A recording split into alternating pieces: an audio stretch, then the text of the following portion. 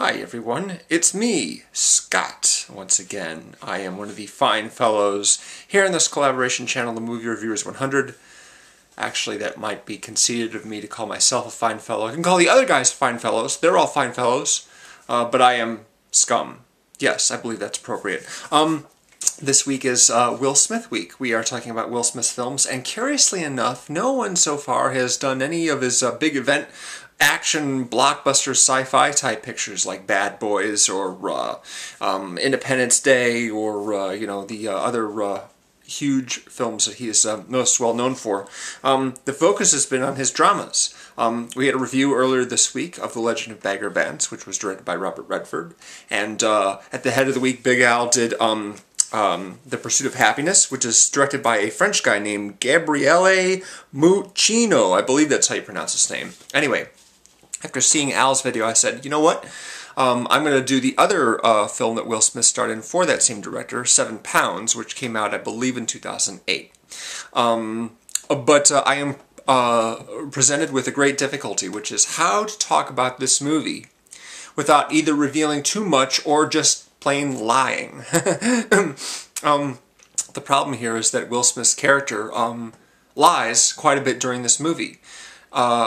Principally speaking, well, first of all, I should say spoiler alert. But you know, still, I'm going to get into exactly why these shouldn't be spoilers, or at least can't be considered spoilers if you're going to discuss anything about the movie at all. Honestly, I can tell you what happens in the first scene, but that would be boring. Instead, I'll just say that Will Smith is trying to make up for something bad that happened that he feels responsible for, and so he's trying to help a series of people. In one of the very first scenes in the movie, he basically yells out a bunch of names.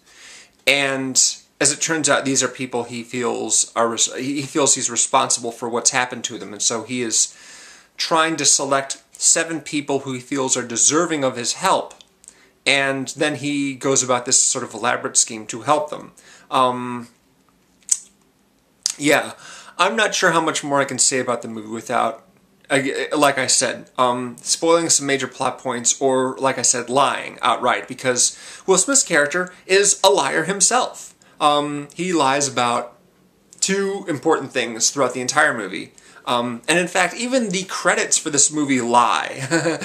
Even the credits, the closing credits, when you look at, the actors' names and their characters, there are even lies there. I'm just like, that's not true, that's not true. So, yes, I suppose it's not a spoiler to say, maybe it would be a spoiler to say that Will Smith's character is lying about his name, at the very least, and what he does for a living. But that's not something that's made explicit until well into the second half of the picture. I was really frustrated by the marketing campaign of this movie because it was also extremely vague. Will Smith did an interview with Barbara Walters, and Barbara starts to ask him about the movie, and he immediately cuts her off and says, "Don't spoil my movie, Barbara, don't spoil my movie." I'm just like, dude, okay, the trailer says nothing about this movie. It's just him walking around in the rain, looking really serious, saying, "It's time, we've got to do that thing. You promised me you're going to do that thing. Are you going to do that thing? Good, because we got to do that thing. It's important, okay, let's do it." And the whole, all of it is like that. Some of the people who he interacts with in the film are Rosario Dawson and Woody Harrelson, for starters. Woody Harrelson plays a blind pianist who also works in marketing, as a telemarketer of some kind, or a customer service person. And Rosario Dawson is someone who used to make greeting cards for a living, but she's got a heart problem, and so she's sort of taking time off and is, has bills stacked up. She has a dog to take care of. Anyway, in the process of kind of scoping her out and seeing how he can help her and whether or not she's worthy of help, he gets close to her. Will Smith gets close to her. And her dog, of course. And there's a bit of a romance there. Barry Pepper is also in this movie. He plays a longtime friend of Will Smith's. And also you meet Will Smith's brother. Again, this, like I said, Will Smith is lying about his name, but the movie hides this for a long time.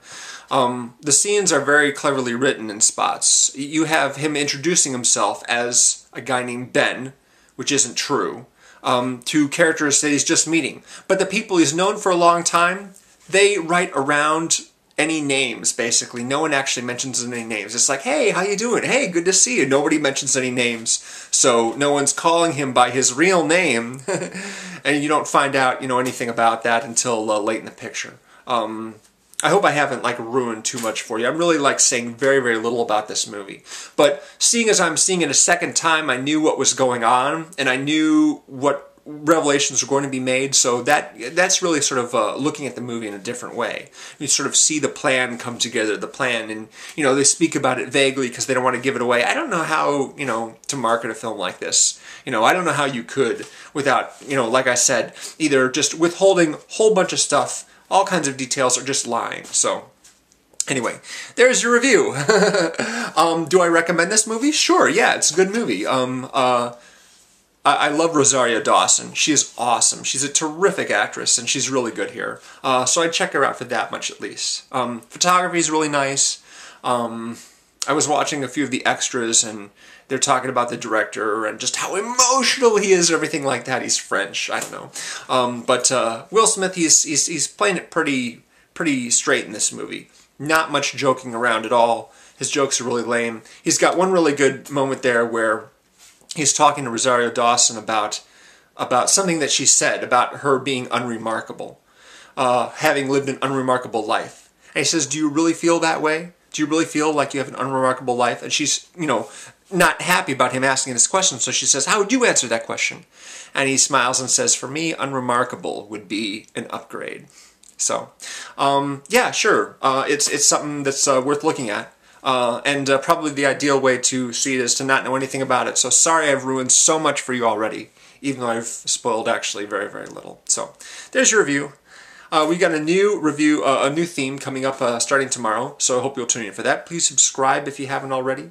And in case I haven't mentioned it on this channel, I would like to suggest that there are a great selection of directors which might be cool to see do the new Star Wars movie. It was announced that George Lucas is not going to be directing any new Star Wars movies, but they are going to be made. And so who would be the guy to do it? Me, I pick Brad Bird. I think Brad Bird would be an awesome director for Star Wars Episode 7 and more possibly.